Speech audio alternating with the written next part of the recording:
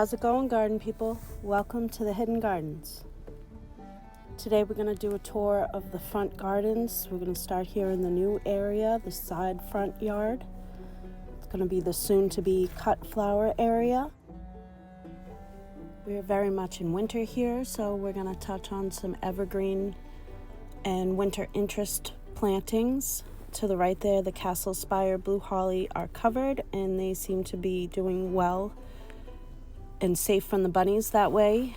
And we've gotten the raised bed all filled up over in this new area that we just planted up in the last video.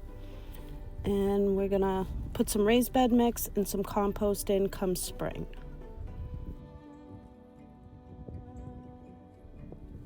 The abelias that were planted up in that last video as well seem to be at least holding for now. They're quite cold and probably more semi-evergreen in my Zone 7 garden. That cute little blue tree right there is a blue cloak white fir. It's about 8 feet tall, 4 feet wide, very slow grower. And this area I'm still gonna have to tweak and work over the summer, but the shed is working very well for its purpose. I do like the movement of these grasses in these pots, but we'll have to see how this area fares come springtime. The Castle Spire at the end there did succumb to some rabbits, so we'll see. Growing about 8 feet tall, 5 feet wide, dwarf Alberta spruces, but they do really well in pots. And this is a black dragon, Japanese cedar. Cryptomeria japonica getting about 6 to 7 feet tall, 3 to 4 feet wide, zone 5 to 9. I have 3 of these also in pots, and they, like the spruces, do really well in the full afternoon sun of the entryway garden space here. Snow fountain sweeping Japanese cherry flowering with really pretty white flowers in the early spring. Grows really slowly, about 8 to 15 feet tall, 6 to 12 feet wide, and that kind of depends on how you shape it and how you prune it, and I'll be doing that soon. And recently planted up these Dragon Prince Cryptomeria, zones 6 to 9, gets about 2 to 3 feet tall, 3 to 4 feet wide, so those will be good little maintainable, balls or spheres, however you want to shape them. Rabbits have done a number on quite a few of the blue hollies, so we'll get to some cutting back and spring cleanup soon enough and really assess the damage as things go. But if the rabbits want to chew up the bottoms of these blue holly trees, that's perfectly fine with me, but I need to let them get up high enough, such as these trees, so that they're not taking down the whole tree. So other than needing protection from the rabbits, these Castle Spire Blue Holly trees are absolutely beautiful. And I've tried to make a couple of things work in this front entryway garden, but these really take the full day, afternoon brunt of the sun here right next to the road. The berries that they do have on, the birds have picked them off by now, but when they do have the berries, they're really stunning. And I have tried quite a few different things in this front entryway, but for evergreen interest, these seem to do the best as far as temperature, humidity, all those things. So apart from rabbit pressure, hopefully these will do good. Had I known, I probably would have gotten bigger plants, started with bigger plants, but we're going to protect them, we're going to cross our fingers, and we're going to hope for the best here, because we really want these to work. We're going to call the grass pathways Bruno. We're not going to talk about that right now. We're going to move along to the spring garden to-dos, which is on top of the cutbacks for the perennials and the deciduous trees. We'll take care of these grasses, and we'll pretty much go through each bed and mulch more and take care of things as they go. Especially these stones need to be edged right, laid right, whatever you want to call them. But for the most part, everything is coming along.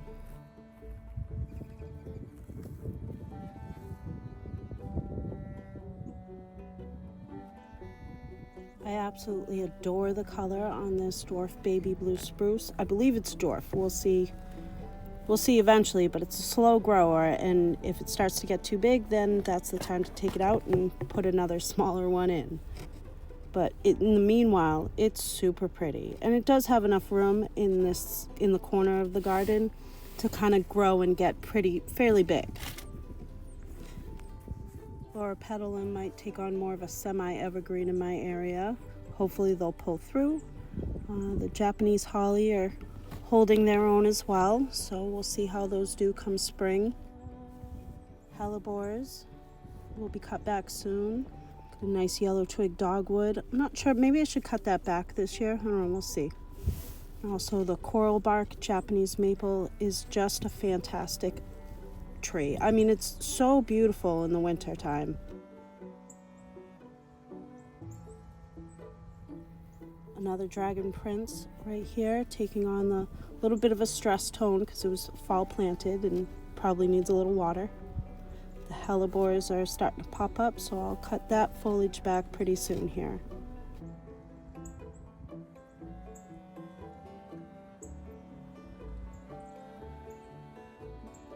This is probably one of my favorite views right here, with this coral bark backed by the yellow twig, backed by the blue spruce. It just, I don't know, it works somehow.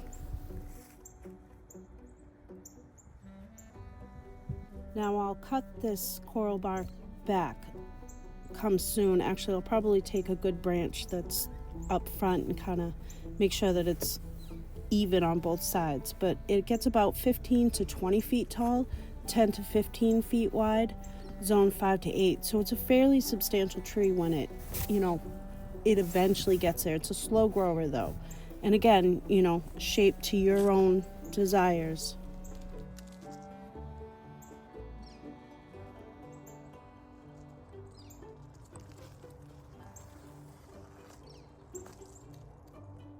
This coral bark came home with me as a clearance end of the season from a local nursery, and it's just been beautiful ever since. So finding a place for all these trees that are really pretty in the garden center and find their way into your car, the little gnomes, put them in there, and then you got to figure out what to do with them. So gardening is for sure a journey and an experience, and something that has been really fantastic for me to be able to experience and explore.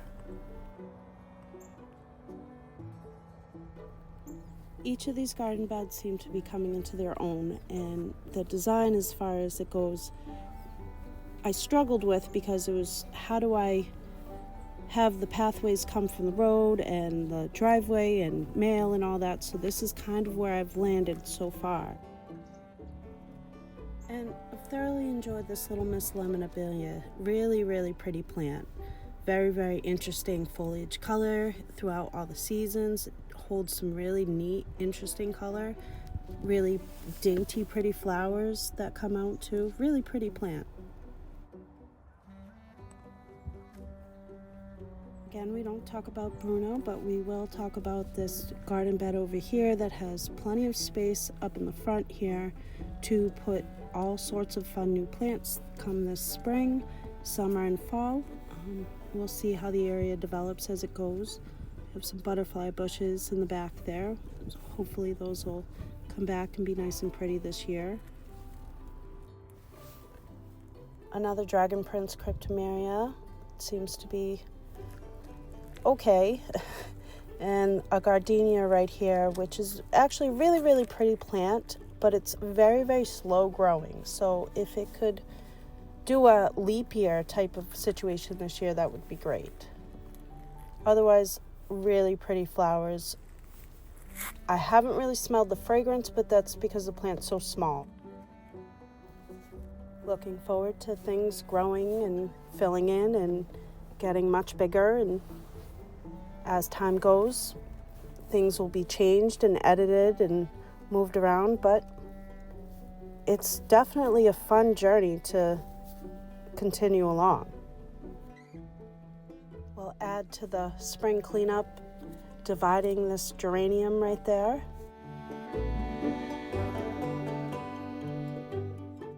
Red twig dogwood that seems to get a little bit lost in this bed, so we'll see, but it is variegated and very, very pretty foliage when it comes out, so we'll see. I'll definitely need to assess the damage as far as rabbits are concerned and see what made it through the winter and what might need more protection or maybe needs to be pulled up and put in a pot so the rabbits can't reach it, such as the tulips that'll hopefully come up in this pot come the spring. And these little glow sticks will hopefully grow up and look very cute too.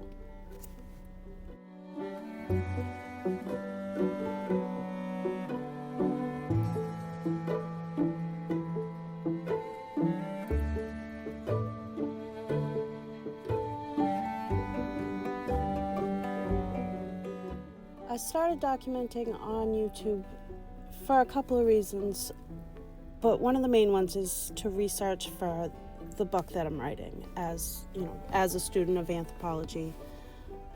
But I have to say that it's really kind of cool to go back and first of all, find your videos, because the digital world is just ridiculous and it's like a graveyard of phones and computers. So to be able to just look back on YouTube and see how the garden was last year compared to this year, it's really, really cool. So I hope that this inspires you to continue along your gardening journey, whatever that looks like for you. And thank you for coming along on mine.